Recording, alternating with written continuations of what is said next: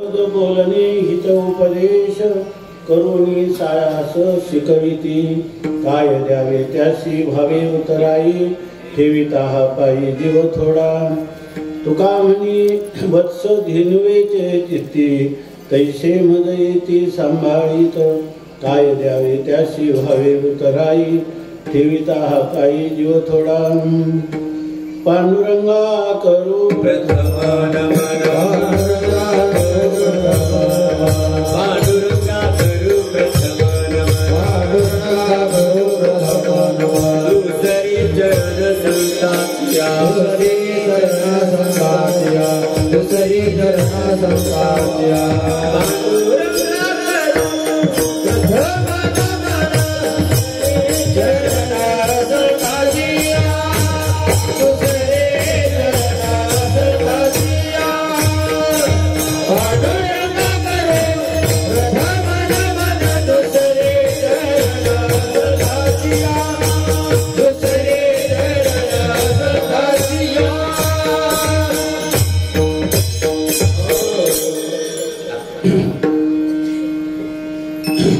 पांडुरंगा करू प्रथम नमन तुझे चरणा संतांच्या त्यांच्या कृपादानी कथेचा विस्तारो बाबाजी सद्गुरु दास तुका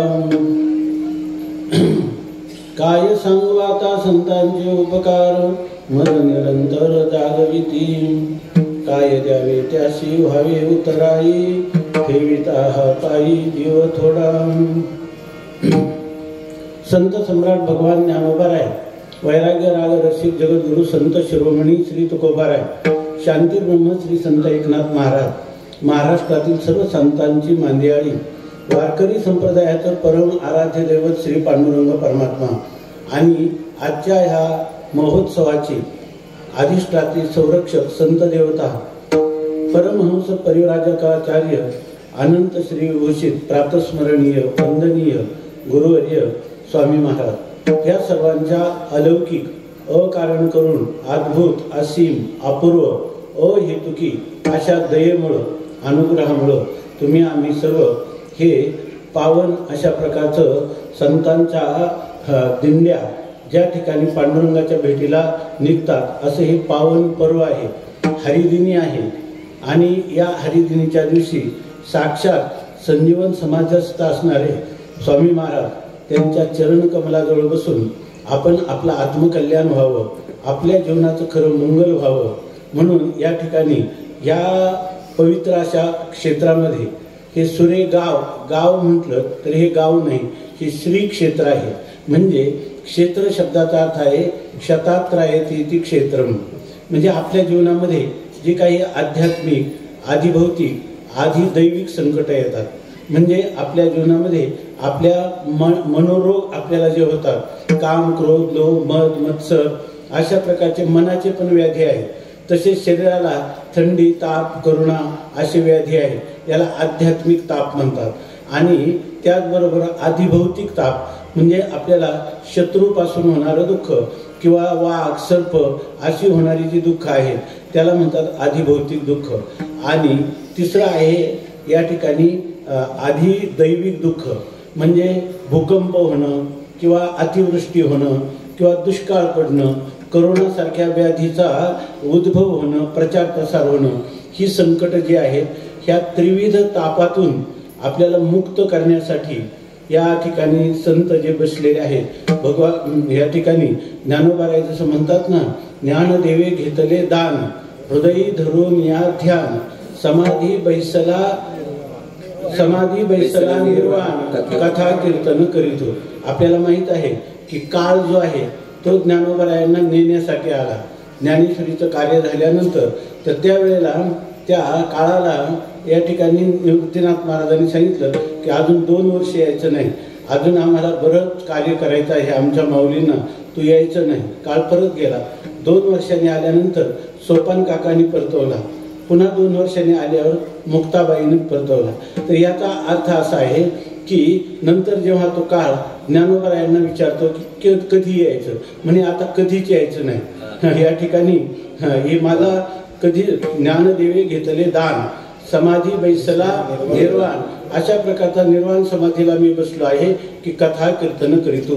संजीवन समाधीमध्ये राहील आणि बाहेर लोकांना ज्ञानेश्वरी, हरिपाठ, गाथा, अमृतानुभव या रूपाने, चांगदेव 65 या रूपाने ह्या सगळ्या जगाला, विश्वाला आनंदाने भरून टाकील. अवघेची त्रैलोक्य आनंदाचे आता किंवा अवघाची संसार सुखाचा भरीन, आनंदे भरीन तेही लोक. त्याप्रमाणे या क्षेत्र शब्दाचा अर्थ आपण पाहत होतो. अशा प्रकारचे क्षत म्हणजे आघात, जीवनाला प्राप्त होणारे त्रिविध ताप आणि ह्या क्षतात त्रायते, ह्या सगळ्या त्रिविध तापापासून जो आपलं रक्षण करतो, जे आपलं रक्षण करतं त्या भूमीला म्हणतात क्षेत्र. आणि अशा प्रकारचं हे सुरेगाव क्षेत्र आहे. म्हणजे या ठिकाणी भलतेने येथ सद्भावे ना हवे, तर प्रयाग माधव विश्वरूप आगवे येतुले, प्रयाग माधव विश्वरूप पहावे येतुलेनी संसाराशी द्यावे तिळोदक. जसं आपण त्रिवेणी संगमामध्ये कुंभामध्ये स्नान केलं तसं ह्या क्षेत्राच्या परिसरामध्ये जो कोणी येईल, या संजीवन समाधीचं जे काही क्षेत्र आहे या क्षेत्रामध्ये जसा एखादा लोहचुंबक असतो, त्याच्या क्षेत्रामध्ये लोखंडाचे कण आले की तो आकर्षण करून घेतो. त्याप्रमाणे ह्या पंचक्रोशी हे केवळ समाधी स्थळ नाही, या भोवतालच्या पंचक्रोशीच्या वायुमंडलामध्ये त्या मातीला, त्या जलाला किंवा त्या ठिकाणी मनाने त्या समाधीला स्पर्श करील तर त्याचं या ठिकाणी खटनट यावे, शुद्ध होऊन जावे. त्रिविध तापाची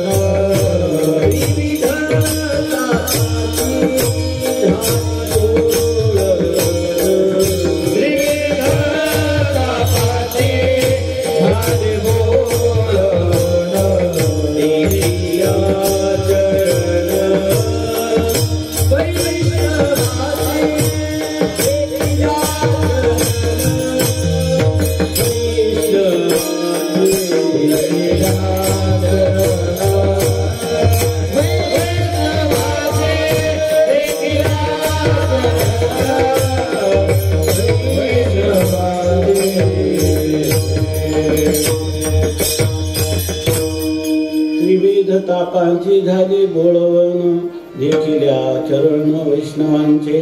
या ठिकाणी 115 वर्षापूर्वी या भूमीवर या प्रातस्मरणीय वंदनीय स्वामीजींचा एक ईश्वर अवतार या ठिकाणी झाला. अधिकारी कोटीतले जे महापुरुष आहेत की ज्या काळामध्ये इंग्रजांचं साम्राज्य होतं आणि शिवाय या गावाला आत्तापर्यंत अशी स्थिती होती. आता थोडी परिस्थिती बदललेली आहे. नाहीतर सुरेगावच्या भूमीत यायचं म्हणजे 4 दिशाकडून किंवा 8 दिशाकडून आलं तर त्याला पदयात्रा ही केलीच पाहिजे, अशा प्रकारची स्थिती होती. आणि त्या काळात स्वामी महाराजांनी या ठिकाणी अशा प्रकारचा अवतार घेतला की त्यांची लीला जी आहे ती 1910 ते 2002 पर्यंत त्यांच्या जीवनाची ही एक लीला झाली.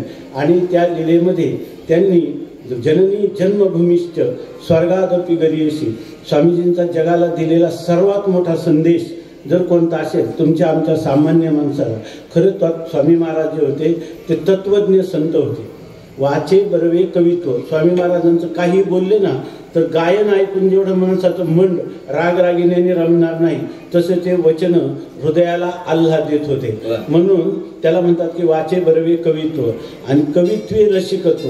आता हे जसे वा म्हटले ना तसं स्वामी महाराजांनी पाठ सांगताना एखादं वाक्य जरी ऐकलं ना ते म्हणायचे वा, याला म्हणतात रसिक. जसे श्रीनिवास महाराज रसिक आहेत तसे ते स्वामी महाराज आयुष्यभर रसिक राहिले. विठ्ठल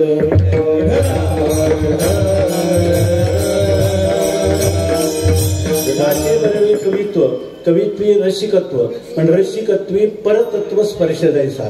त्या रसिकपणाने खूप असला, आनंद घेतलं, वा वा जरी म्हटले तरी सुद्धा त्याच्यामध्ये तत्वज्ञानाचा स्पर्श पाहिजे.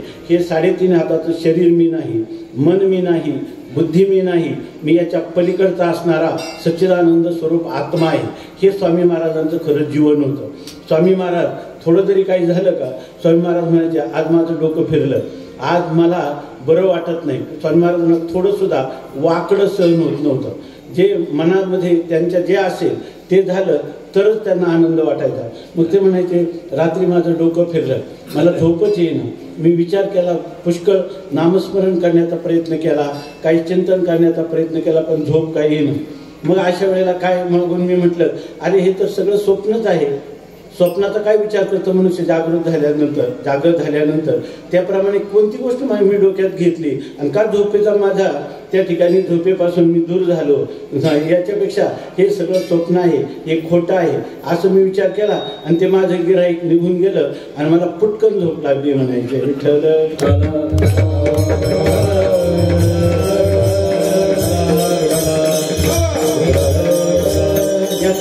स्वामी महाराजांचं खरं जीवन जे होतं ते वेदांती जीवन होतं.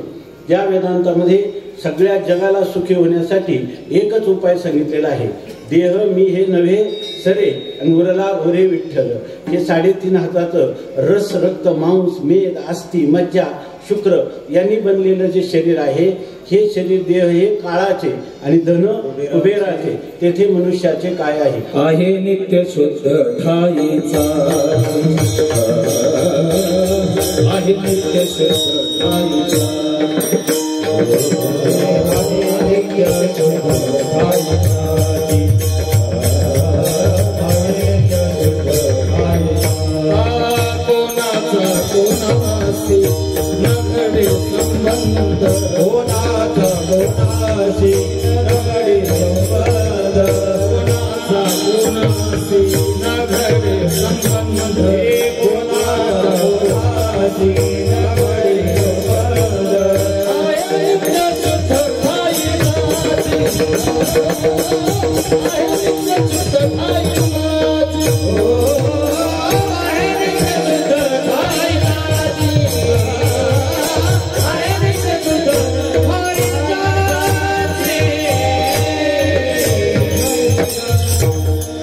स्वामी महाराज कोणी जर एखादा दुःखी मनुष्य आला तर त्याला म्हणायचे, दुःख करू नको, अरे तुला थोड्या 2 गोष्टी सांगतो ऐकून घे. आणि त्यालाच विचारायचे, हा माईक तुला कळतो की नाही, हा माईक आहे तुला कळतं की नाही. तर म्हणजे कळतं. म्हणजे तू माईक आहेस का माईकाहून भिन्न आहे? तो म्हणतो, ज्या अर्थी मला हे उपरणं कळतं त्या अर्थी मी म्हणजे उपरणं नाही. माईक कळतो त्या अर्थी मी नाही. पण स्वामी महाराज, मी दुःखाने फार गांजलेलो आहे. ते म्हणजे दुःखाने पिडलेला आहे, तुला कळतं की नाही? तो म्हणतो कळतं. म्हणजे याचा अर्थ तुझ्या दुःखाहून काय आहे, वेगळा आहे. मग तू ज्याच्याशी संबंध नाही, जसं दुसऱ्याच्या पत्नीला कोणी दागिने करत नाही, त्याप्रमाणे हे सुख दुःख ज्या मनाला होतं ते मन तुला कळतं, याचा अर्थ तू मन नाही. त्या मनाचे जे सुख दुःख धर्म आहेत ते सुद्धा तू नाही. पण मला मोठा रोग झालेला आहे. रोग कुठं झालेला आहे? शरीराला. तुला कळतो की नाही? त्याला म्हणतात दृश्य. आणि ज्याला कळतं त्याला म्हणतात द्रष्टा. तर त्याचा सिद्धांत वेदांतामध्ये हे दृश्य उपर्ण कधी मी होऊ शकत नाही आणि मी कधी उपर्ण होऊ शकत नाही, अशी खरी स्थिती आहे. ही वेदाने सांगितली, संतांनी सांगितली, अनुभवलेली आहे. तू माझ्यावर विश्वास ठेव. जे जे तुला कळतं, जे जे दृश्य आहे त्याच्याहून तू भिन्न आहे. अर्थात हे सगळं दृश्य उत्पन्न होणार आणि नष्ट होणार आहे. आणि याची उत्पत्तीच्या अगोदर तू आहे म्हणून तुला याची उत्पत्ती कळते. आणि तू याच्या नंतरही हे दृश्य नष्ट झालं तरी ते नष्ट झालं हे तुला कळतं. याचा अर्थ तू नंतरही राहतो. म्हणजे कोणत्याही पदार्थ उत्पन्न होण्याच्या पूर्वी हा जो देह आहे, देहाच्या उत्पत्तीपूर्वी सुद्धा तू होता. देह उत्पन्न झाल्यावरही तू आहेस आणि देह गेला तरी सुद्धा तू आहेस. जर तू नसता या ठिकाणी तिन्ही काळात, तर मी जो लहानपणी आजोबांच्या मांडीवर खेळलो तो मी आता नातवांना मांडीवर खेळवित आहे. आता लहानपणचं शरीर कसं होतं, तारुण्यात कसं होतं, वार्धक्यात कसं झालं, परंतु तरी सुद्धा त्या शरीरात बदल झाले की नाही. तरी तू काय म्हणतो, जो मी बालपणी होतो तोच मी आता आहे. जो लहानपणी नातवांना आपलं आजोबाच्या मांडीवर खेळणारा मी, तोच आता मी नातवांना खेळवत आहे. याचा अर्थ दोन्हीकडे हे जे आहे या ठिकाणी व्यक्ती जी आहे ती एकच आहे. म्हणजे आत्मा जो आहे तो एकच आहे. आणि हा सिद्धांत तू लक्षात ठेव. अरे तू माझ्यावर विश्वास ठेव, तुला स्वप्नात देखील दुःख येणार नाही.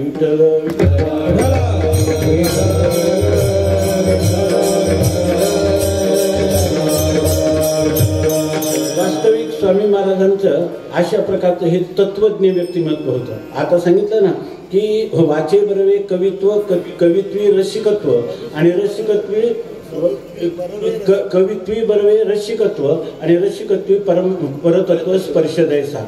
या ठिकाणी परतत्व म्हणजे परमात्म्याचा साक्षात्कार, परमात्म्याचा साक्षात्कार. आणि ते असं नाही की या ठिकाणी आपल्यापासून परमात्मा दूर नाही आणि त्याचं दर्शन नाही, तो परमात्मा मीच आहे अशा प्रकारचा जो बोध आहे त्यांनी सांगितलं ज्ञानोबा यांनी. आस्तेच्या महापुरी रिगताती कोटीवरी परिप्राप्तीच्या पहिलं तरी विपायला निघे. अशा प्रकारची स्थिती आहे की तुमच्या आमच्यासारखे कोट्यवधी लोक या ठिकाणी आस्था निर्माण होते की आपण परमात्म्याला शरणागती व्हावं आणि त्या ठिकाणी परमार्थ करायला प्रवृत्त होतात. पण मी परमात्मा प्राप्त केला हागे माझा अनुभव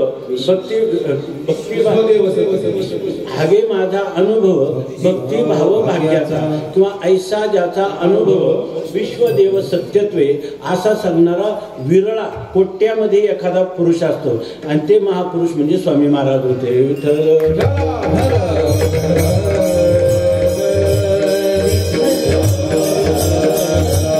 गीतेमध्ये लिहिलं बहुनाम जन्मनाम अंते ज्ञानवान माम प्रपद्यते. अनेक जन्माच्या शेवटी मनुष्याला हे ब्रह्मज्ञान किंवा आत्मज्ञान होतं आणि तो पुरुष जो आहे परमात्मा स्वरूपाशी एकरूप होतो. आता त्याला हा शेवटचा जन्म असतो, त्याला आईच्या उदरात कधी यावं लागणार नाही. असे पुरुष विरळा ऐसा कोणी तुका त्याशी लोटांगणी. असं आजही जे लोक आहे ना, आम्ही साधे एक स्वामीजींची वाक्य लिहिलेली आपण पाहिलं असेल, स्वामीजींचे बोल म्हणून. स्वामीजी पाठात बोललेली फक्त वचनं लिहिली. तर दिल्लीचे एक आयुक्त आहे, तर ते आयुक्त आम्हाला भेटायला आले आणि त्यांनी सांगितलं की माझ्या जीवनात मला ह्या एवढ्या छोटंसं एक पुस्तक आहे त्या वाक्याने माझ्या जीवनात मला दिशा दिली. म्हणजे अशा प्रकारचं तात्विक विचाराचे स्वामी की ज्यांच्यापुढं किती बुद्धिमान मनुष्य असला आजही कितीतरी लोक आम्ही स्वामी महाराजांच्या अमृतानुभवामध्ये पाठ सांगत असताना काही ओळी लिहिलेल्या आहेत, काही ते वाक्य लिहिलेली, त्या वाक्याने आजही ग्रंथ लागायला सोपा जातो. अशा प्रकारचं स्वामी महाराजांचं तत्वज्ञानी जीवन, तत्वज्ञानाने संपन्न असणारं जीवन, त्या जीवनात स्वामी महाराजांना विशेष कौतुक वाटलं नाही. स्वामी महाराजांच्या जीवनामध्ये असं होतं की आपण पाहत आहे ही जी वास्तू आहे याला अगोदरच स्वामी महाराजांचे पाय लागलेले आहे आणि त्याचं इथं एक मंदिर किंवा भव्य विशाल असं काही कार्य होणार आहे याचं जणू काही मुहूर्तमेढ त्यांनी आपल्या उघड्या डोळ्यांनी अगोदरच पाहिली होती. दिव्य दृष्टीने, क्रांत दृष्टीनं जणू काही अगोदरच पाहिली होती. स्वामी महाराजांना तात्या म्हटले तुम्ही काय सारखं जाता मंदिर वगैरे याचं. आपलं जसा स्वामी महाराजांनी देह आळंदी ठेवला तसं आळंदीतच काय व्हावं. सुरेगावला काय आहे ते एकदम खेडगाव आहे. तर स्वामी महाराजांनी त्यांनी सांगितलं खेडगाव आहे परंतु ते खेड आहे म्हणूनच आपल्याला तिकडे जायचं. आळंदीला ज्ञानोबा जे आहेत समाधी संजीवन हरिपाठ अशा प्रकारची, परंतु आपल्याला जर आपण तिथं गेलो तर लहान लहान मुलं, बाया बापड्या, वृद्ध माणसं हे सगळे येतील. याचा अर्थ जी माझी जन्मभूमी आहे ती स्वर्गापेक्षा श्रेष्ठ आहे हे सांगण्यासाठी स्वामी महाराज देहपातानंतर देखील या गावामध्ये आले आणि चंद्र सूर्य असेपर्यंत या परिसरात असणाऱ्या सगळ्यांच्या उद्धाराचा जणू काही मागता स्वामी महाराजांनी घेतलेला आहे. आपण फक्त त्यांना शरणागत व्हावं. आईच्या खांद्यावर बसलेला मुलगा आई 7व्या मजल्यावरून म्हणते की तुला आता मी टाकून देते, तो म्हणतो खुशाल टाक. त्याला माहीत आहे माझी आई मला कशी टाकेल. तसे आपण स्वामी महाराजाला शरण गेलो म्हणजे आपल्या जीवनात दुःखाचे ठणके बसणार नाहीत असं नाही. सुख येतील, दुःख येतील या ठिकाणी, परंतु ते सुखदुःखाचा भोग भोगत असताना सुखदुःखाच्या पलीकडे असणारे माझे स्वामी महाराज मला त्यांच्या खऱ्या स्वरूपात निश्चित मिळवून घेणार आहेत. अशा प्रकारचा आपण दृढ विश्वास ठेवून त्यांच्या खांद्यावर त्यांचे बसावं, त्यांच्या अंकावर खेळावं आणि त्यांच्याजवळ लढिवाळपणा करीत आपल्या जीवनाचा शेवट करावा. विठ्ठल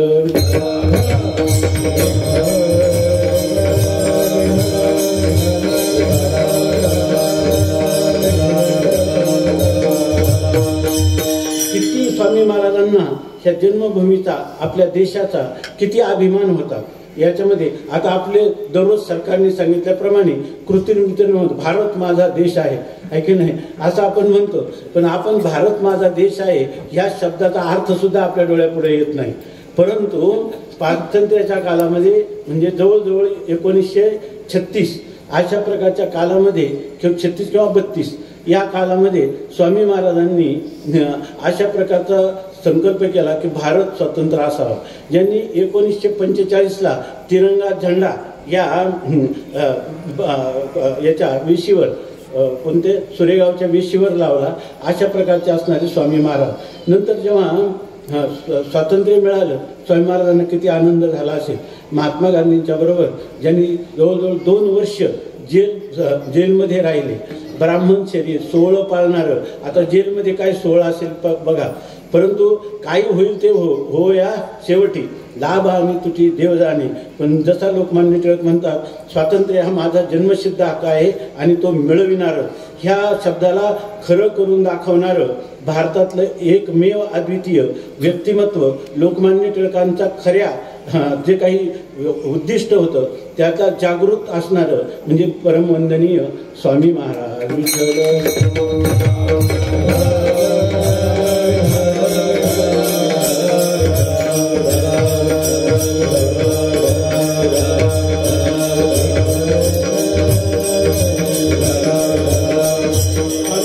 मोठ्या विनोदाने सांगायचे, जेव्हा तो झेंडा लावला त्यांनी तेव्हा कलेक्टरला कळलं. तेव्हा ते इंग्रज अधिकाऱ्यांनी एक अधिकारी घोड्यावर इथं पाठवला नगरहून, आणि तो आल्यानंतर त्या लोकांनी इथं चौकशी केली की ह्या सुरेगावमध्ये कोण मनुष्य आहे की ज्यांनी हा वेशीला झेंडा फडकवला. लोक जरा टाळाटाळ करायला लागले. त्यांनी सांगितलं आम्ही तपास करणार, तुम्ही नाही सांगितलं आणि तुम्ही न सांगितल्यामुळे तुम्हाला सुद्धा शासन करू. तुम्ही कोण आहे त्यांचं नाव सांगा.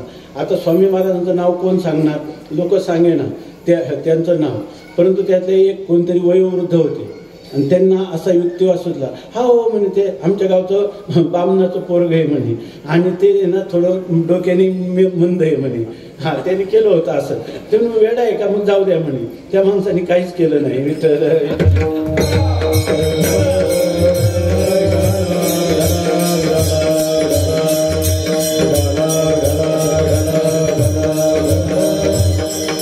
त्यानंतर 1947 15 ऑगस्ट 1947ला स्वातंत्र्य मिळालं आणि नंतर त्या ठिकाणी भारत आणि पाकिस्तान असे त्या भारत मातेचे 2 तुकडे झाले, फाळणी झाली. फाळणी हा शब्द आहे त्याला. आणि ही गोष्ट जेव्हा स्वामी महाराजांना कळली त्या आपला अखंड असणारा देश 2 विभाग त्याचे केले गेले, त्यांना सहन होईना. म्हणून स्वामी महाराज या ठिकाणी निश्चय करून की आम्ही आमच्या जीवनामध्ये केलेल्या कार्याचा काही उपयोग झाला नाही, केलेल्या त्यागाचा उपयोग झाला नाही, म्हणून रेल्वे खाली जीव देण्यासाठी गेले आणि रुळावर पसरले. आणि जेव्हा ती गाडी आली आपल्याला माहिती आहे धडधड आवाज येतो. स्वामी महाराजांच्या आई ही एक विदुषी स्त्री होती, सामान्य स्त्रीसारखी वागणारी. परंतु स्वामी महाराजांनी ऐकलं होतं, ती नेहमी गुणगुणत असताना पण तिच्या काय आवडीचा अभंग होता. ती म्हणायची मरण मागे तो गाढवाचा बाळ. तिला तारुण्यात आईला वैधव्य आल्यामुळं बहुतेक त्यांच्या अंतःकरणात अनेक वेळा आत्महत्येचे विचार आले असावे आणि त्यामुळं त्यांनी हे तुकाराम महाराजांचं कडवं जे आहे, ह्या अभंगाचं चरण जे आहे ते आपल्या जीवनाचा एक स्थायी भाव बनवला. त्यामुळे ते प्रमाण स्वामी महाराजांच्या ऐकण्यात होतं. आणि स्वामी महाराज जेव्हा त्या रुळावर झोपले, आता गाडी येते, आपल्या शरीराचे 2 तुकडे होते, परंतु स्वामी महाराज लगेच मरण मागे तो गाढवाचा बाळ उठले, पळत पळत जाऊन त्याच गाडीत बसले आणि खेडगावला गेले.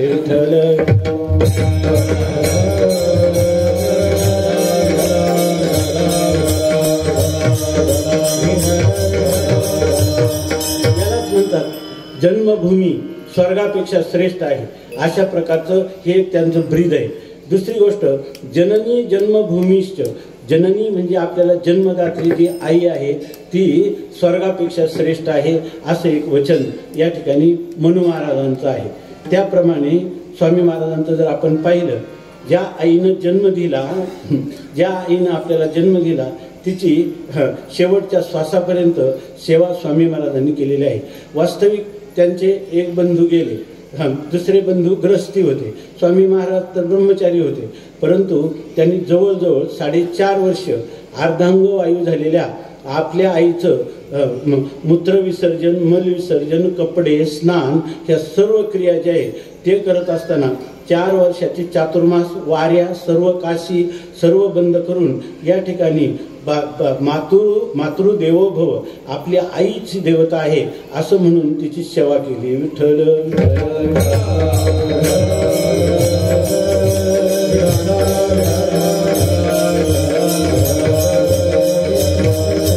स्वामी महाराजांनी आईचे काय त्यांची एक एक जर वर्णन करायचं झालं तर आपल्याला रात्री पुरणार नाही, आपलं आयुष्य पुरणार नाही. अशा प्रकारचं त्या विठ्ठल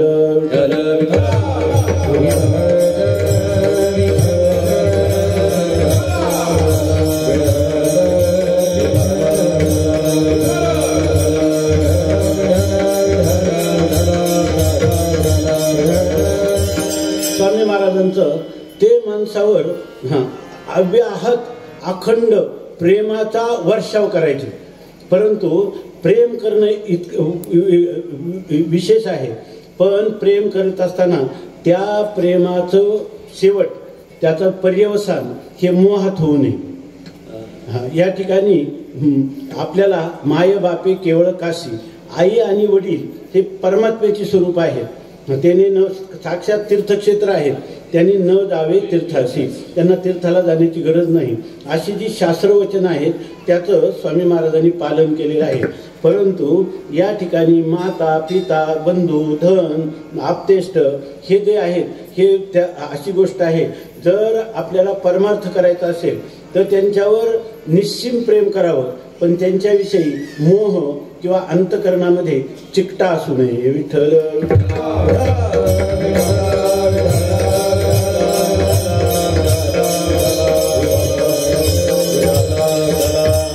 स्वामींनी सगळ्या भक्तगणावर, सर्व आप्तेष्टांवर, देशभक्तांवर, सर्वांवर प्रेम केलं, पण मोह कोणाविषयी झाला नाही. विठ्ठल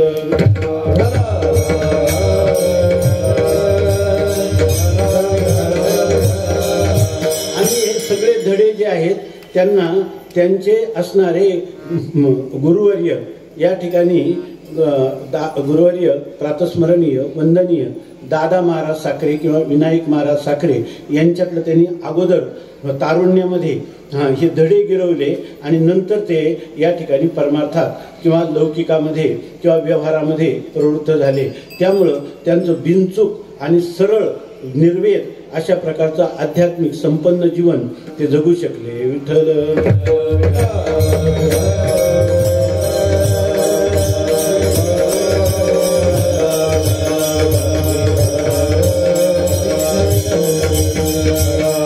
स्वामी महाराज सांगायचे, आता कीर्तन म्हणाल की कीर्तन तर अभंग तर घेतला काय, आता कीर्तन स्वामी महाराजांचं जे काय आठवणी त्यांच्याजवळ मला तर कधी कधी वाटतं की जी माणसं 2002 नंतर जन्मली, 2000 आणि त्याच्या आधी साधारणतः जे 2002च्या 5 वर्ष आधी जन्मली, तर ती जी लोक आहेत ती थोडी अभागी आहे. कारण त्यांना स्वामी महाराजांचं दर्शन झालं नाही किंवा त्यांना कळलं नाही. आपण जे लोक आहेत आपल्याला परमार्थ काही कळू नाही तर नाही कळू, परंतु स्वामी महाराजांच्यावर असणारी आपली जी निष्ठा आहे त्या निष्ठेमध्ये आपल्यासारखे भाग्यवान आपणच आहोत, कारण आपण स्वामी महाराजांना डोळ्यांनी पाहिलं. विठ्ठल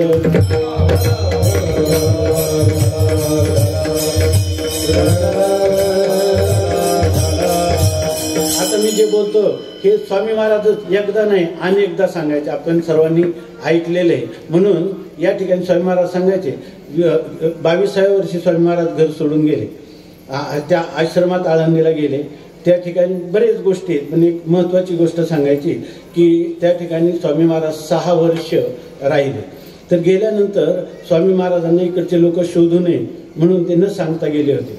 मग त्यांनी पत्र दिलं भावांना, तात्यांना की या ठिकाणी मी आळंदीला आहे. पण त्यावेळेला नेमका खूप थंडीचे दिवस सुरू होते. आश्रम हा इंद्रायणीच्या तटाकावर होता. त्या काळात झाडी झुडपं होते, पिकं होती, त्यामुळे थंडी जास्त होती. म्हणून त्यांची काही पैसे वगैरे नेलेले नव्हते. त्यांनी सांगितलं की तात्या मला एक शाल गरम माशी उलनची शाल आणि काहीतरी 15 रुपये मला पाठवून द्या असं सांगितलं. तर ते पत्र आल्यावर त्यांनी आईला दाखवलं आणि त्या आईला सांगितलं की हे बघा पत्र आलेलं आहे तुमच्या चिरंजीवाचं, या ठिकाणी पैसे मागतो, करायचं काम करायचा पत्ता नाही, तिकडे गेला, मी हे पैसे देणार नाही. तर आईनं सांगितलं दे, श्रीधरनी मागितलं तर दे. त्यांनी सांगितलं मी देणार नाही. तर हात काही इतका तरुण मुलगा लाथ मारील तिथं पाणी काढेल आणि काहीच संसारासाठी लक्ष देत नाही आणि त्याला आणखी आईचे पैसे पाठवायचे का. त्यांच्या आई शेवटी रेल्वेने पुण्याला गेल्या एका ब्राह्मणाच्या घरी.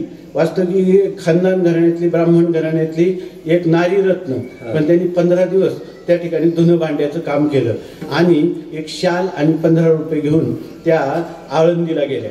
आणि आळंदीला आल्यानंतर आपल्याला माहित आहे एक मुशीकडे रस्ता जातो, त्या रस्त्यावर त्या उतरल्या आणि आश्रमाकडे चालल्या.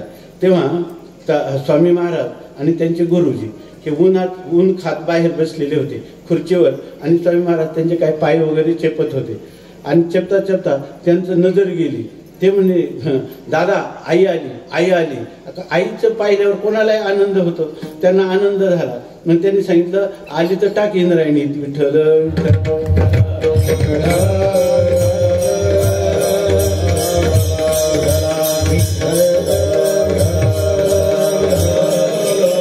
कथा कादंबऱ्यातही घडणार नाही असं त्यांचं जीवन आपल्याला पाहायला मिळतं.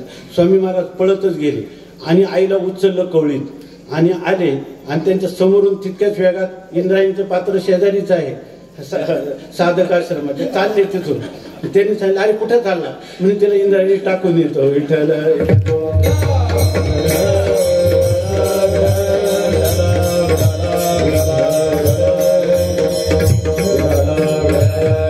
ते म्हणले वेड्या मूर्खा तुला एवढं कसं कळत नाही, ज्या आईने जन्म दिला आणि त्याला नदीत टाकायचं म्हणतो, इंद्रायणी टाकायचं म्हणतो, तुला काय कळतं का म्हणे. सोडते. सोडलं म्हणजे तुला एवढं कसं कळत नाही म्हणे, मला माहितच होतं तुम्ही असं म्हणा.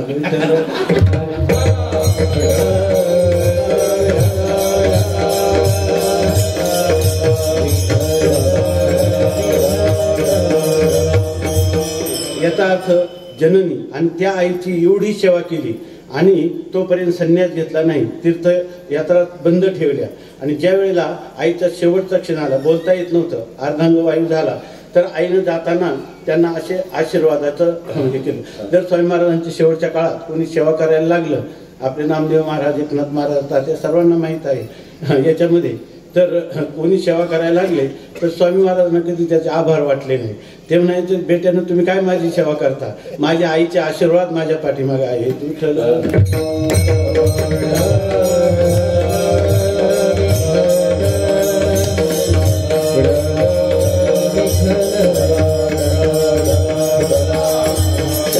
त्याची माय प्रसवली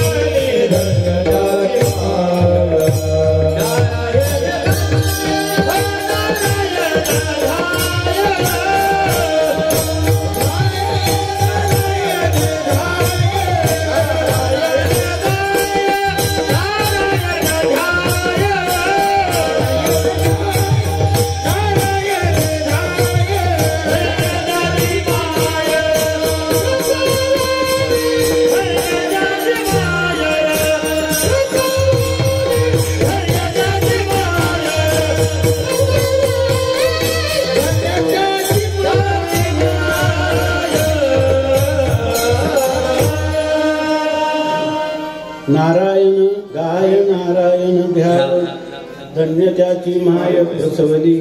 अशा प्रकारचं हे स्वामी महाराजांचं व्यक्तिमत्व आहे. आईला त्यांनी सांगितलं, त्यांचा स्वभाव होता, आई लग्न करा म्हणत होती, ऐकलं नाही, कधीच ऐकलं नाही स्वामी महाराज. त्याचं आई सांगते, एक दिवस आईला त्यांनी सांगितलं, आई तुम्हाला एवढं आग्रह करते त्या संसारातच मला पाडायला पाहते ना, तर मग तू लग्न केलं की नाही केलं, मग तुझ्या जीवनात तुला सुख मिळालं का. तर त्यांनी सांगितलं, तुम्ही लहान असताना तुमचे वडील वारले, माझ्यावर त्याची जबाबदारी पडली, मला रात्रंदिवस कधी सुटका कशाला, एवढी मोठी जमीन हे सर्व सांभाळत असताना मला सुखाचा लेश सुद्धा माझ्या जीवनात मिळाला नाही. मग ते म्हणे, आई जर तुला संसारात यत्किंचितही सुख मिळालं नाही आणि त्या संसारात तुम्हाला प्रवृत्त करते, मग तुला आई म्हणू का हाडळ म्हणू?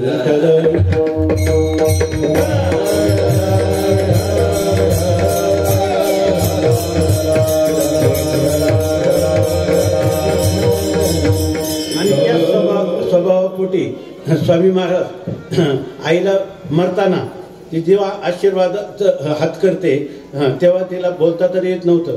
त्यांनी सांगितलं, खरं सांग आई, मी लग्न केलं नाही ते बरं झालं की वाईट झालं, एवढंच सांग. तर त्याचे त्या आईनं तेव्हा सुद्धा हात हलवून, चांगलं झालं, तुझं कल्याण होईल असं सांगितलं.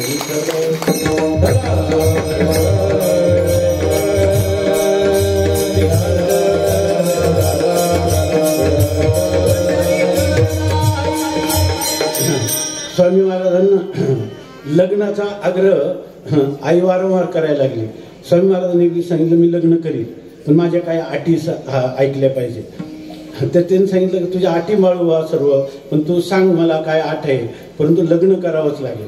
स्वामी महाराजांनी सांगितलं, काही नाही, ती मुलगी 6 महिने तरी आपल्या घरात राहिली पाहिजे अगोदर, आणि तिनं कोपरापर्यंत बांगड्या असल्या पाहिजे, चोळी नऊवारी साडी, आणि सगळी कामं तुझी पण ऐकली पाहिजे, माझं पण ऐकलं पाहिजे, शेती पण करता आली पाहिजे, सर्व व्यवस्थित असेल. आणि ते म्हणे, समजा नाही व्यवस्थित झालं तर मग तिला नको आपल्याला म्हणे असं पुढे जगात पद्धत आहे का, मग मला लग्न पण नाही करायचं.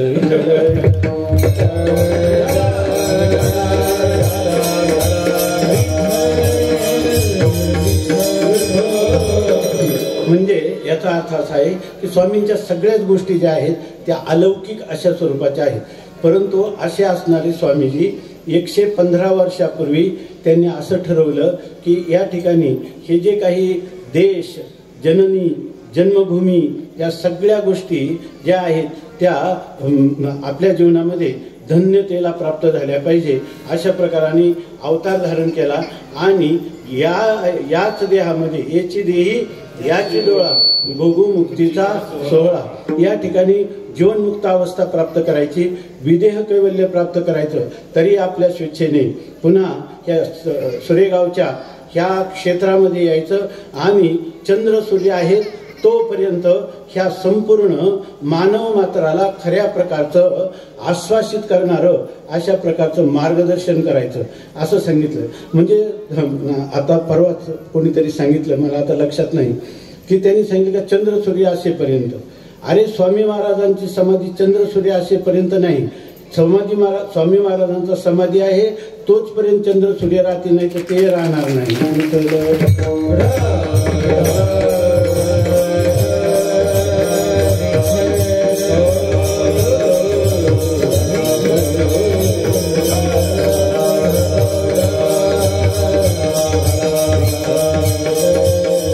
अशा प्रकारचं हे महान व्यक्तिमत्व या ठिकाणी आलं आणि त्यांनी जंगल में मंगल करून टाकलं. विठ्ठल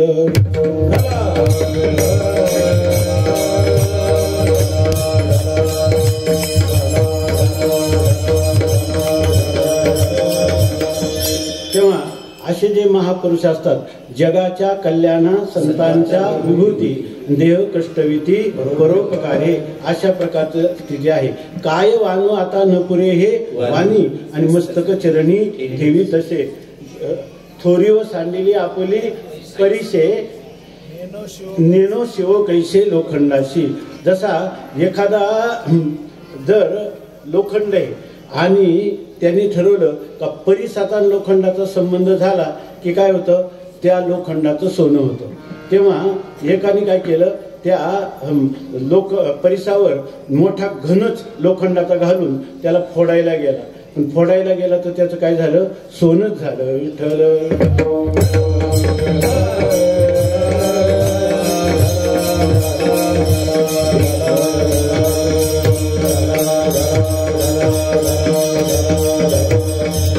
स्वामी महाराजांच्या जर विरुद्ध, मनाविरुद्ध एखादी गोष्ट केली तर त्याच्याविषयी त्यांना द्वेष, क्रोध, स्पर्धा, कलह ही भावना उत्पन्न होत नव्हती. ते म्हणायचं बिचारा अज्ञानी आहे. तेव्हा त्या अज्ञानी पुरुषाचा अज्ञान जाऊन त्याचा उद्धार कसा होईल असा विचार करणारे म्हणजे जो घन फोडायला आला त्याला सोनं करणारे स्वामी महाराज होते. विठ्ठल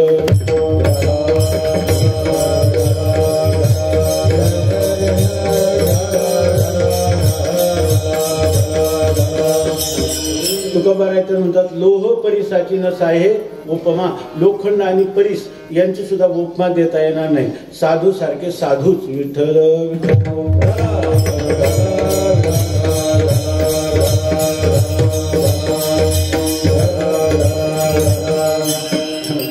परमवंदनीय प्रातस्मरणीय स्वामी महाराजांचं हे पावन क्षेत्र आहे. आणि या ठिकाणी तुम्ही आम्ही जिवंत आहोत. आणि जिवंत आहोत तर ह्या परिसरातले सगळे लोक जिवंत आहेत. परंतु ते जिवंत आहेत पण त्यांचे श्वासोश्वास करतात म्हणून जिवंत आहे. स्वामी महाराज म्हणायचे ह्या मनुष्याला आमचे शास्त्री महाराज पण सांगायचे की ह्या मनुष्याला माणूस तुम्ही कसं काय म्हणतात तो आहे. ते म्हणतात अहो नाही काही असू द्या म्हणजे आहेत ना. कारण का ते दिसतात म्हणून आहेत.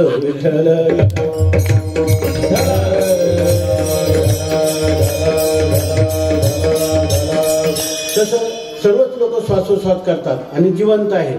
परंतु ते जरी श्वासोश्वास करीत असले तरी लोहाराचा भाताही श्वासोश्वास करतो आहे की नाही. आपण साखळी ओढली का फुसफुस करतो, साखळी सुटली का बंद होतो. तसं लोहाराचा भात्याचा श्वासोश्वास व्यर्थ आहे. आणि तुम्ही आम्ही जे श्वासोश्वास करतो ते सार्थक आहेत की नाही, ते जिवंतपणाची सिद्धी करतात की नाही. भाता तो जिवंतपणाची सिद्धी होऊ देत नाही. तसं या जग परिसरामध्ये अनेक लोकसमुदाय जरी असला तरी त्या जनसमुदायामध्ये आज या हरिदिनीच्या पावन पर्वामध्ये प्रस्थानच्या पावन पर्वामध्ये प्रस्थान शब्दाचा अर्थ आहे ज्या प्रकर्षेन स्थियते अस्मिन आत्मनी. म्हणजे मनुष्य आपल्या आत्मस्वरूपात परमात्म स्वरूपात स्थिर होत्याचा जो क्षण आहे त्याला म्हणतात प्रस्थान. आणि हे प्रस्थानाला तुम्ही आम्ही जिवंत आहोत. आपले श्वासोश्वास सार्थक आहेत म्हणून आपल्या भाग्याचं आपणच वर्णन करायचं.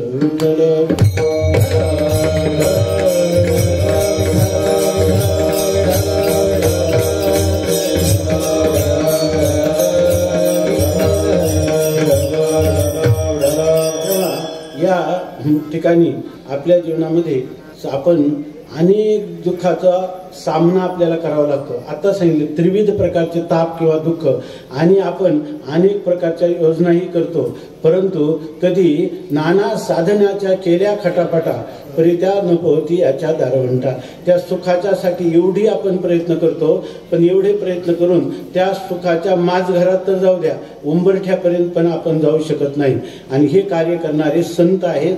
आणि म्हणून माणसाने जीवनामध्ये हव्या जावई श्रीमंत पुढारी यांची संगती करण्यापेक्षा किंवा यांच्या जीवनामध्ये आपल्याला यांचं साह्य अपेक्षा करण्यापेक्षा मनुष्याने आपल्या जीवनात खरी जर सुखाची वाट चोखाळायची असेल आणि दुःखातून कायमचं मुक्त व्हायचं असेल तर संत संगतीशिवाय संत सेवेशिवाय संतांच्या आज्ञा पाळण्याशिवाय दुसरा कोणता उपायच अस्तित्वात नाही.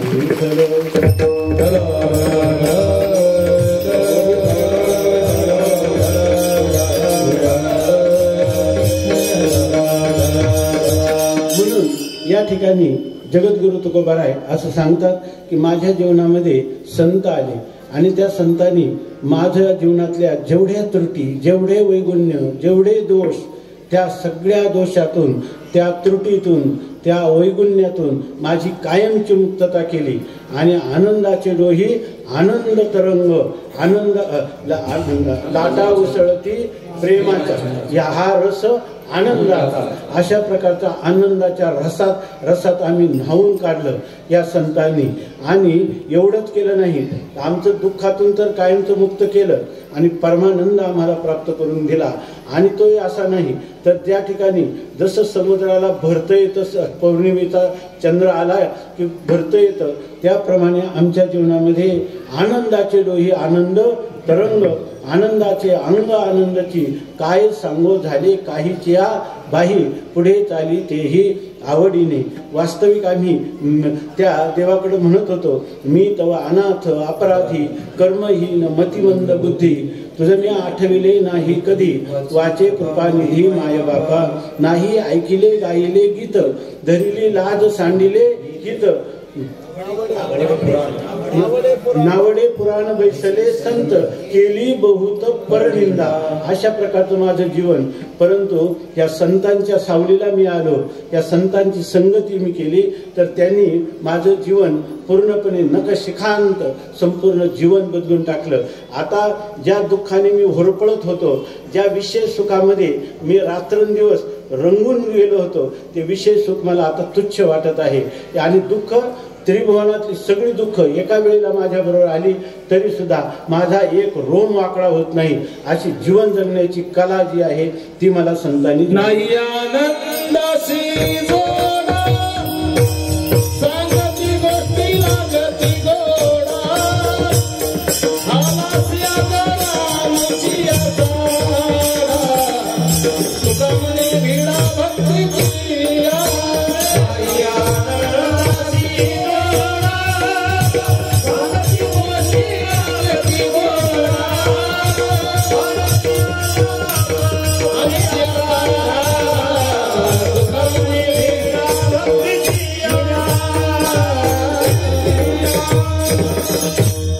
आनंदाच्या पोटी साठवल्या आम्हा पोटी, प्रेम चालेला प्रवाह नाम ओघ लवला हो. अशा जीवनामध्ये दुःख आमच्या स्वप्नात देखील येत नाही. अशी स्थिती या संतांनी आमची करून दिली. वास्तविक आमची कोणत्याही प्रकारची योग्यता नव्हती, परंतु त्यांनी आम्हाला बोटाला धरून आम्हाला गाढ अशा अज्ञानरूपी अंधकारातून अज्ञानरूपी झोपेतून आम्हाला जागं केलं आणि जागं करून आम्हाला आमच्या जीवनाचा मार्ग दाखवला. आणि तो मार्गामध्ये शेवटचं जे मुक्कामाचं ठिकाण आहे, परमात्म साक्षात्कार, आत्मसाक्षात्कार, ब्रह्मसाक्षात्कार, परमानंद, अत्यानंद, ब्रह्मानंद, अशा प्रकारचा दुःख संबंध रहित आनंद, त्या निरसा आनंद, तो आनंद आम्हाला प्राप्त करून दिला. पण असं आहे की मनुष्याने जीवनामध्ये जे आपलं कल्याणाचा मार्ग दाखवेल, जे आपला उद्धार करील, जे आपल्याला सहाय्य करील, त्याच्यावर त्या मनुष्यातनी कायम त्याच्याविषयी कृतज्ञ राहिलं पाहिजे. तुकाराम महाराज म्हणतात, मी संतांच्या संगतीत राहिलो, संतांचे पायी हा माझा विश्वास, सर्व भावे दास झालो त्यांचा, याची माझे हित करीती सकळ, जेणे हा गोपाळ कृपा करी, भागलिया मज वाहतील कडिये, त्यांचे आणि जोडे सर्व सुख. तुका म्हणे शेष शिलीन आवडी आणि वचन न मोडी बोलिले ते. अशा प्रकाराने या ठिकाणी तुकाराम महाराज सांगतात की त्या संतांवर मी विश्वास ठेवला, त्यांचं वचन मी उल्लंघन केलं नाही आणि त्याचं फळ म्हणून आज मी आजी आनंद रे, आजी परमानंद रे. परंतु आपल्या जीवनामध्ये ज्याने आपल्याला काय वाट धरवण्यात चालविले घरात, त्याच्या उपकार वाट सांगे त्याच्या पुण्या नाही पार. या ठिकाणी होती उपकार अगणित. ज्यांनी आपल्याला ह्या वाटेनं नेलं, त्या त्याचे आपल्यावर किती उपकार होतात. म्हणून मनुष्याने जीवनामध्ये आपल्याला कोणी श्रीमंत म्हटलं नाही, आपल्याला कोणी चांगलं म्हटलं नाही तरी चालेल, पण मनुष्याला अनेक दोष जरी मनुष्यावर ठेवले तरी चालते, परंतु कमीत कमी त्या मनुष्याला कोणीही हा मनुष्य कृतज्ञ आहे असं म्हणू नये. कृतज्ञ याचा अर्थ आहे, सगळं लक्षात ठेवा, आपल्याला अर्थ माहीतच आहे, पण कृतम हंती इति कृतज्ञ. दुसऱ्याने आपले उपकार केले आणि आपण त्या उपकाराची फेड जर अपकाराने करायला लागलो तर त्या माणसाला म्हणतात कृतज्ञ. आणि एखाद्याने आपल्यावर उपकार केले आणि त्याच्या मोबदल्यात जर आपण त्याच्यावरही उपकार करण्याचा प्रयत्न केला तर त्याला म्हणतात कृतम जानाति इति कृतज्ञ. त्याला कृतज्ञ म्हणतात. माणसाला कृतज्ञ नाही म्हणलं कोणीतरी चालेल, पण कृतज्ञत्व कोणी म्हणू नये. आपल्या आचार्य अत्रे म्हणून जे मोठे साहित्यिक होऊन गेले अलीकडच्या काळामध्ये, त्यांचा पुण्यात पुतळा आहे. तेव्हा ते जिवंत असतानाच लोकांनी ठरवलं की त्यांचा पुतळा उभारायचा. तेव्हा त्यांना विचारलं की आचार्य, आम्ही इथं पुतळा बसवणार आहोत, परंतु तुमच्या पुतळ्यावर तुमचं एखादं काय वाक्य लिहावं हे तुम्हीच आम्हाला सांगा. तेव्हा त्यांनी ते वाक्य सांगितलं, ते आजही लिहिलेलं आहे. ते वाक्य सांगितलं त्यांनी की आचार्य अत्रे काही विशेष होता, याच्यापेक्षा एवढंच लिहा, आचार्य अत्रे कृतघ्न नव्हता. विठ्ठल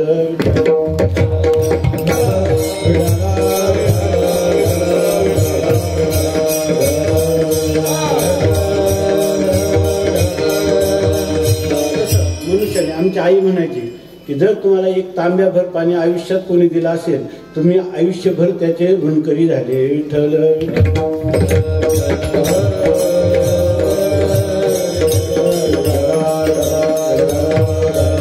त्याप्रमाणे जगद्गुरु तुकोबाराय म्हणतात की मला ज्या ठिकाणी हात धरून या पावविले घरा, माझा हात धरून मला परमार्थाचा मार्ग ह्या संतांनी दाखवला. तेव्हा त्यांचे जे माझ्यावर झालेले जे उपकार आहेत, ते उपकार इतके आहेत की त्या ठिकाणी ते शब्दाने वर्णन करता येणार. काय सांगू आता संतांचे उपकार, काय सांगू आता संतांचे उपकार, काय सांगू संतांचे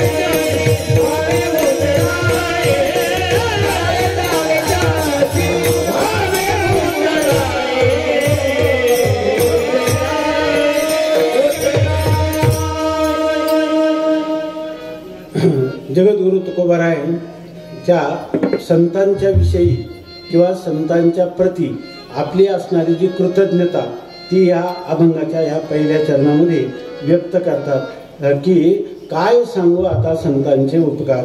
म्हणजे संतांचे उपकार काय सांगू म्हणजे काय शब्द जो आहे ना त्याचे अनेक अर्थ होतात. एक प्रश्नचिन्ह, आता मी जाऊ काय असं जर विचारलं तर आपण प्रश्न विचारला, मी जावं किंवा न जावं असा त्या काही शब्दाचा अर्थ झाला. किंवा काही लोक म्हणतात आता त्याचं काय सांगू, म्हणजे जर त्याच्याविषयीचा गुण किंवा दोष एखादा असला तो एकच सांगितला, पण मला माहीत असलेलं काय सांगू असा पण त्या काही शब्दाचा अर्थ आहे. आणि काही लोक म्हणतात त्याचं काय विचारायचंय, म्हणजे तो मनुष्य इतका सज्जन आहे का किती गुण तरी तुम्ही वर्णन केले तरी ते कमीच आहे, किंवा तो इतका दुष्ट आहे की कितीही दोष सांगितले तरी तो त्या दोषाचा काय आहे इतका पुतळा आहे का त्याचं वर्णनच करता येणार नाही. तसं तुकोबाराय या ठिकाणी सांगतात की ह्या संतांनी माझ्यावर केलेले उपकार आहे. उपकार शब्द जो आहे ना, उप म्हणजे जवळ आणि कार म्हणजे करोती, म्हणजे आपल्या हृदयात राहून किंवा आपल्या बुद्धीत आपल्या अंतःकरणात संत प्रवेश करतात आणि प्रवेश करून आपल्याकडून सगळं करून घेतात. म्हणजे आपण कोणत्याही अधिकारात असले तर हळूहळू आपल्या हृदयामध्ये परिवर्तन करतात आणि चांगल्या मार्गावर आपल्याला लावतात की तुका म्हणे तुम्ही चला याची वाटे पांडुरंग भेटे भरवसेनी. अशा प्रकारचं हे संतांचं मानव जातीला सांगणे. उठा जागे व्हारे आता स्मरण करा पंढरीनाथा भावे चरणी ठेवा माथा आणि चुकवा व्यथा जन्माच्या धनदारा पुत्रजन बंधू सोयरे पिशोन सर्व मिथ्या हे जाणून शरण रेगा देवासी माया विघ्ने भ्रमला खरे म्हणता मी माझे निगरे घेतो संपत्तीचे वारे साधुकारे जाईल. संत जे असतात ते आपल्याला जागवतात म्हणजे निरंतर जागवतात. म्हणजे ते स्वतःच्या जीवनाकडे पाहत नाही पण समोर दुःखी असणारा आपला जो मानव मात्र आहे, जो आपला शरणागत भक्त आहे, शिष्य आहे, तर त्याच्या उद्धाराची रात्रंदिवस चिंता वाहतात. आणि संतांचं खरं काम आहे ना, आपल्याला वाटतं की संतांनी आपल्याला एका संतती नसेल तर संतती द्यावी, संतांनी आपल्याला कीर्ती नसेल तर कीर्ती द्यावी, आपल्याला भरपूर विषय मिळावे की कीर्ती मिळावी, अशी संतांकडं मागणं म्हणजे हे दारिद्र्याचं काम आहे. विठ्ठल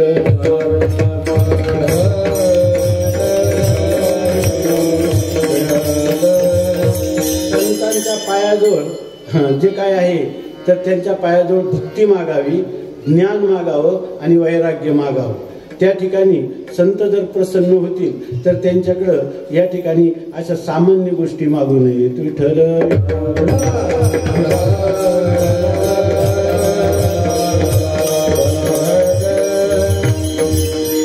स्वामी महाराजांची गोष्ट सांगतो. एकदा एक मनुष्य त्यांच्याकडे आले, एक जोडपं. तर त्यांचे आपापसात नेहमी भांडण व्हायचं. कोणीतरी त्यांना सांगितलं स्वामी महाराजांकडे जा आणि स्वामी महाराजांचं दर्शन करून या. ते म्हणायचे आम्हाला कळतं हो, आमच्या दोघांचं एकमत असलं पाहिजे, पण काय होतं कळतच नाही. तर ते म्हणजे स्वामी महाराजांचं एकदा दर्शन घ्या. कोणीतरी सांगतात लोक. वास्तविक ह्या कारणासाठी संतांकडे जाऊ पण नाही, पण ते आले आणि नंतर ते दर्शन करून आले. योग असा की 1 महिन्यात त्यांचं भांडण झालंच नाही. त्यामुळे ते परत आले एकादशीला आणि दर्शन केलं. स्वामी महाराजांनी काय अगदी तुम्ही आता काय महिन्याची वारी ठरवली काय? म्हणजे ठरवलीच, पण काय असं तुम्हाला काय चमत्कार घडला? ते म्हणे अहो 1 महिन्यात भांडणच झालं नाही कारण तुमची कृपा झाली. ते म्हणे माझी कृपा नाही, ही त्या बाईची तुझ्यावर कृपा आहे.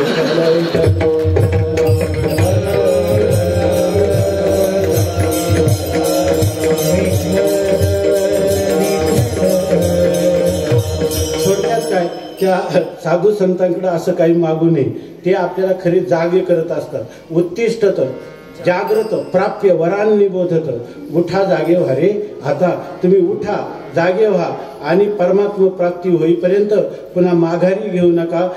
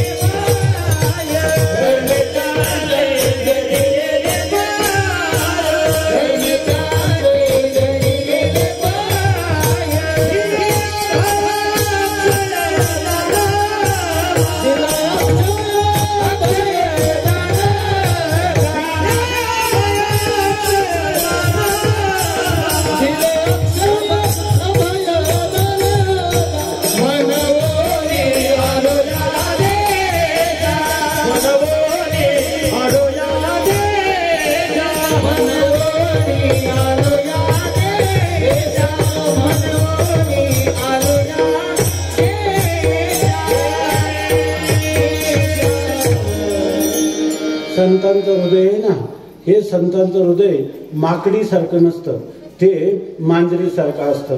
त्या ठिकाणी मांजर जेव्हा विते तेव्हा त्या पिलाच्या संरक्षणासाठी असं म्हणतात की दिवसातून ती काही वेळा जागा बदलते आणि ते पिलू सुरक्षित होईपर्यंत बनवते. स्वतःच त्याला आपल्या दाताचं आगरडे न लागता त्याला एका जागेवरून दुसऱ्या जागेवर नेते, इतकी तिची काळजी घेते मांजर आपल्या पिलाची. आणि माकडी काय करते, ते माकडाचं पिलू पोटाला धरते, ह्या झाडाच्या फांदीवरून त्या झाडावर उडी मारते.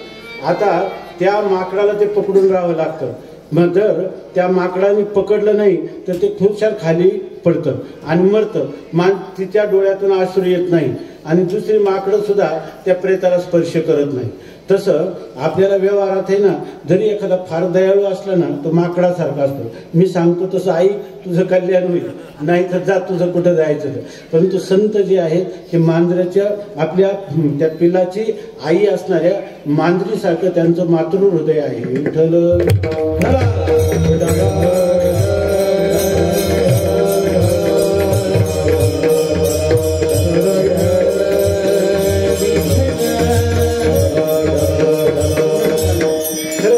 काय करतात तर मज निरंतर जागविती.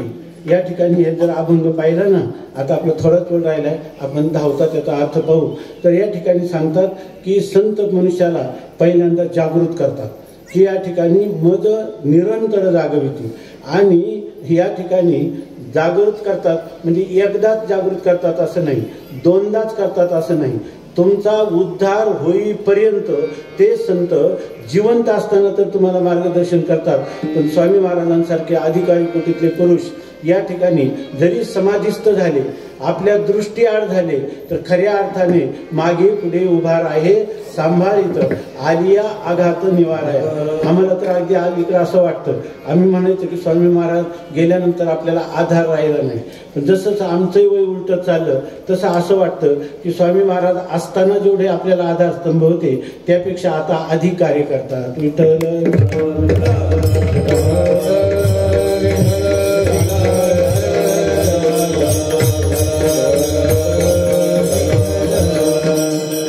सहज सांगतो, आपण सगळे आमचे मातृतुल्य पितृतुल्य मायबाप आहात. आपल्या स्वामी महाराजांच्या छत्राखाली आपण काही कोणी कीर्तनकार किंवा तुम्ही श्रोते नाही, आपण सगळे बंधू बांधव भगिनी त्यांच्या कृपा छत्राखाली एका कौटुंबिक वातावरणात जणू काही शिळोफ्याच्या गप्पा मारत आहोत असं समजा. विठ्ठल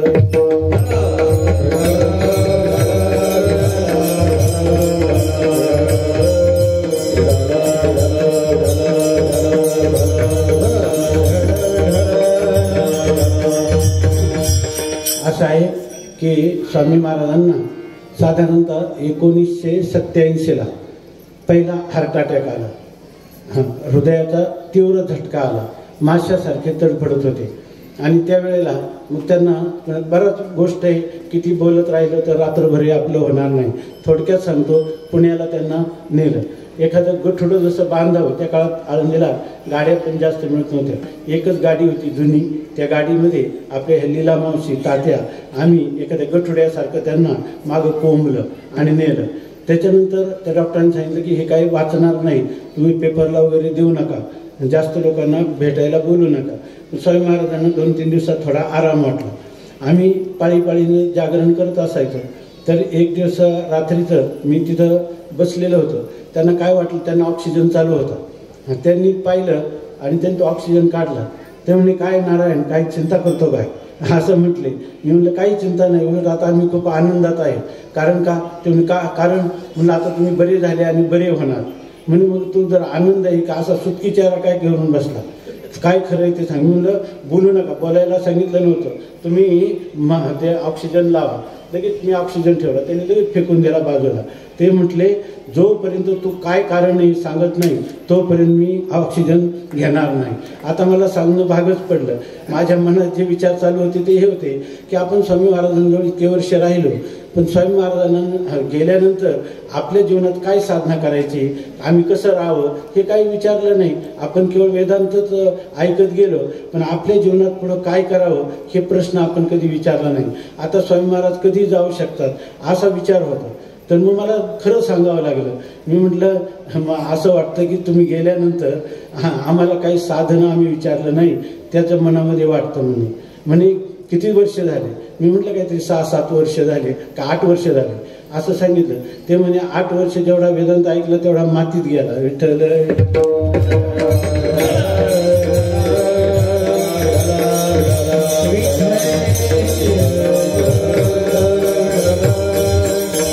ते म्हटले, तू मला मरका समजतोस का काय म्हणे. अरे मीच तुम्हाला सगळ्यांना पुढं घालून मग जाईल म्हणे.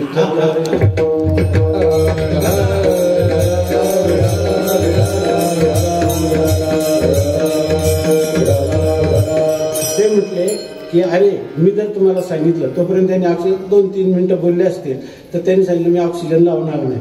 मग त्यांनी सांगितलं मी तुम्हाला सांगितलं असं असं करा तुम्ही, आणि जर तुम्हाला ते झालं नाही तर तुम्ही आणखी तडफडत मराल म्हणे. त्यापेक्षा एक ध्यानात ठेव म्हणे, जसा मार्ग निघेल तसं निघून जायचं व्यवहारात. विठ्ठल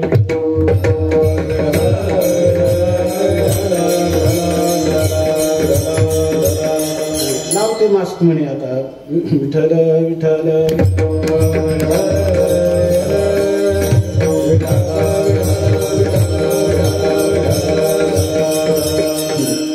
खरं सांगतो आपल्या सगळ्यांसमोर, आमचा अपराध कमी केला तर आमचं पाप कमी होईल.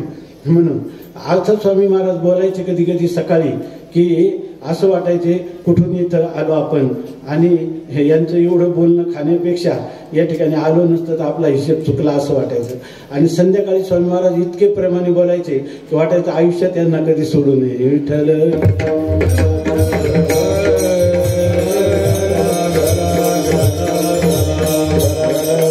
स्वामी महाराजांचा ज्या दिवशी समाधी झाला त्या दिवशी आम्ही या सासवडपासून आलेलो होतो. ब्लड प्रेशर तपासून गेलो आणि 1 तासातच स्वामी महाराजांचा म्हणजे ब्रह्मलीन झाले. अशा प्रकारची स्थिती आहे. विठ्ठल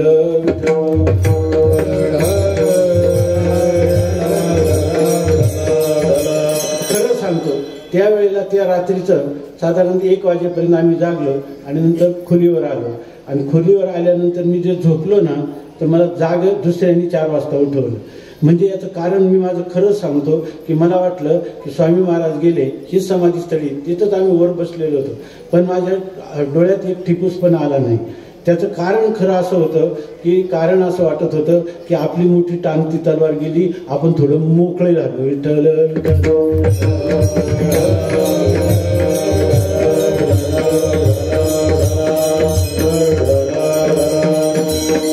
पण त्याच्यानंतर 1 वर्षभर माझ्या डोळ्यात अश्रू आले नाही.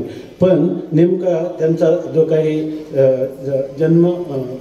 जन्मोत्सव, त्या उत्सवाला इथंच कीर्तन होतं आणि मग मी आलो. काय त्याला म्हणतो आपण प्रगट दिन. त्या प्रगट दिनाच्या दिवशी कीर्तन केलं. शिवरात्र होती, मला वाटतं शिवरात्र किंवा त्याचा दुसरा दिवस असा, आणि ते कीर्तन केलं. मी कीर्तनाला दर्शन घेऊनच आलो होतो आणि परत कीर्तन झाल्यानंतर दर्शन केलं आणि पुन्हा पुढे बीडला कीर्तन होतं म्हणून त्या गाडीत बसलो. मला पुन्हा असं वाटलं की आज परत स्वामी महाराजांचं दर्शन घ्यावं. आणि त्याच्यानंतर जवळजवळ 1 वर्षांनी तेव्हा माझ्या डोळ्यात अश्रू आले आणि ते अश्रू इथून सुरू झाले तर ते बीडपर्यंत एक क्षणभर सुद्धा थांबले नाहीत. विठ्ठल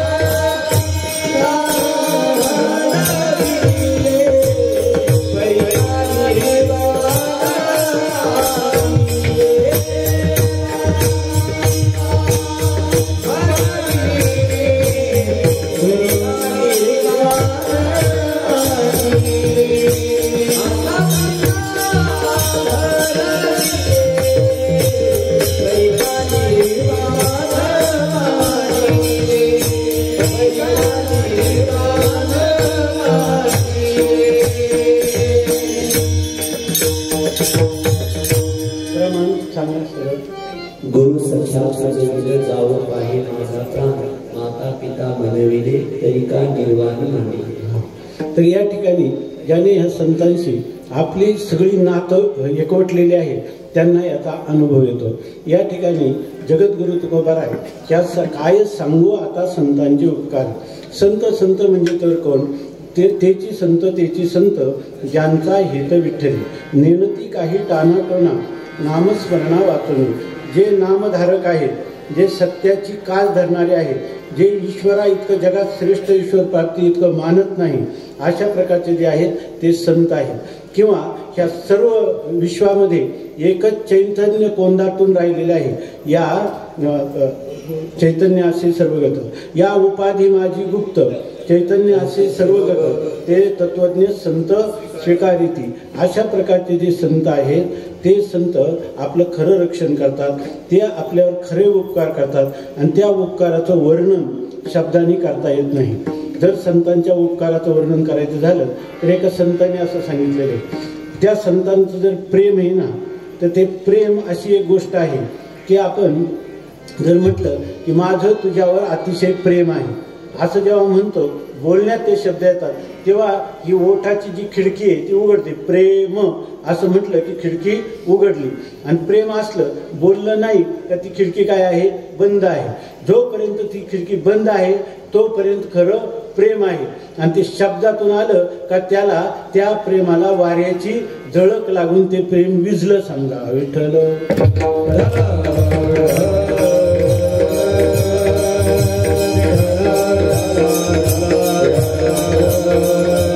म्हणून तुकोबाराय म्हणतात, काय सांगू त्याच सांगताच येणार नाही. सांगता येणं संतांचे किती उपकार आहे.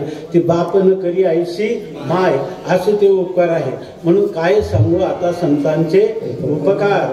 कारण का मज निरंतर जागविती. या ठिकाणी ते मला नित्य निरंतर मला जागवतात म्हणजे झोपेतून उठवतात असं नाही. ही अज्ञान रूपी झोप जी लागलेली आहे, मी सुखी आहे, मी दुःखी आहे, मी जन्ममरण धर्मवान आहे, मी करता आहे, मी भोगता आहे, याच्यात जीव जो सापडलेला आहे त्या अज्ञानाच्या जाळ्यातून त्याला सोडवतात. त्या अज्ञानाच्या अंधकारातून त्याला प्रकाशाकडे आणतात. असं तो मा सद्गमय, असत्यातून त्याला सत्याकडे नेतात. तमसोमा ज्योतिर्गमय, अंधारातून अज्ञानातून त्याला ज्ञानाकडे प्रकाशाकडे नेतात. आणि तमसोमा ज्योतिर्गमय मृत्युर्मा अमृतम गमय, आणि त्याला मृत्यूपासून अमरत्वाकडे मोक्षाकडे नेतात. असे हे संत आहेत. होई बाजागा, होई बाजागा, होई बाजागा, होई बाजागा, होई बाजागा, होई बाजागा, होई बाजागा, होई बाजागा, वाऊ काका शिला शिला, वाऊ काका शिला शिला, शिला शिला, वाऊ काका शिला शिला, होई बाजागा, होई बाजागा, होई बाजागा.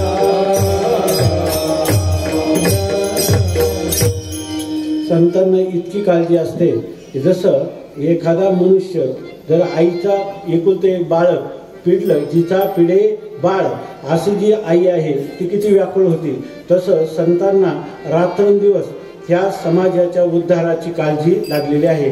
म्हणून म्हणतात की मज निरंतर जागविती. तर तुमच्या एवढं तर संतांचा उपकार आहे, त्याच्या मोबदल्यात तुम्ही त्यांना काय बरं द्याल ते तुकोबाराय अभंगाच्या 2 चरणात सांगतात.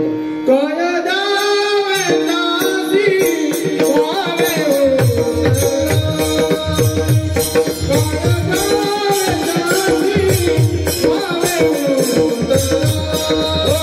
काय दावे नासी वावे हो, काय दावे नासी वावे हो, काय दावे नासी वावे हो, हे तहाई जीवनोडा, हे तहाई जीवनोडा, हे तहाई जीवनोडा, हे तहाई जीवनोडा, काय दावे नासी वावे हो,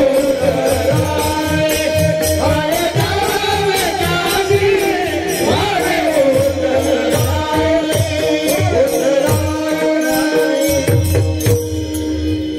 पहिल्यांदाच म्हणतात काय सांगू आता संतांचे उपकार. संतांचे उपकार किती आहेत, कसे आहेत हे काही सांगता येत नाही. मग त्याच्या मोबदल्यात त्यांना काय द्यावं, तर काय द्यावे, काय द्यावे याचाच अर्थ याला म्हणतात आक्षेपार्थ. हा अर्थ जो आहे आक्षेप. म्हणजे आपण जर म्हटलं ना काय द्यावं, आम्ही तुम्हाला विचारतो सांगा काय द्यावं, तुम्ही म्हणाल संत इतके महान आहेत, त्यांचे तुमच्यावर इतके उपकार आहेत, त्याच्या मोबदल्यात तुम्हाला काही देऊ शकत नाही, हे उत्तर आपल्याकडून येईल. म्हणून म्हणतात काय द्यावे त्याशी व्हावे उत्तर आहे. त्यांच्या उपकारातून उत्तीर्ण होण्यासाठी नाही माझे गाठी काही. तुका म्हणे त्यांच्या उपकारासाठी नाही माझे गाठी काही एक. अशा प्रकारची स्थिती आहे. म्हणून तुकोबाराय म्हणतात काय द्यावे त्याशी व्हावे उत्तर आहे. मग म्हणजे सगळा जीवच ठेवायचा. अहो जीव जो आहे तो जीव आमचा संतांनी जो काय आम्ही जीव म्हणजे काय खरी परिस्थिती अशी आहे की देव आणि जीव हे दोन्ही एकच आहे. तुका म्हणे कैची जीव आणि कोठे जीव निराळा. जीव हा आणि देव याच्यात भेदच नाही. पण आपल्याला भ्रम झाला आहे, संकोचोनी कार्य झाला असे लहान. देवाने सर्व मी आहे असं देवाचं ज्ञान आहे आणि आपण म्हणतो हा 3.5 हाताचा देह मी आहे असा आपण संकोच झालेला आहे.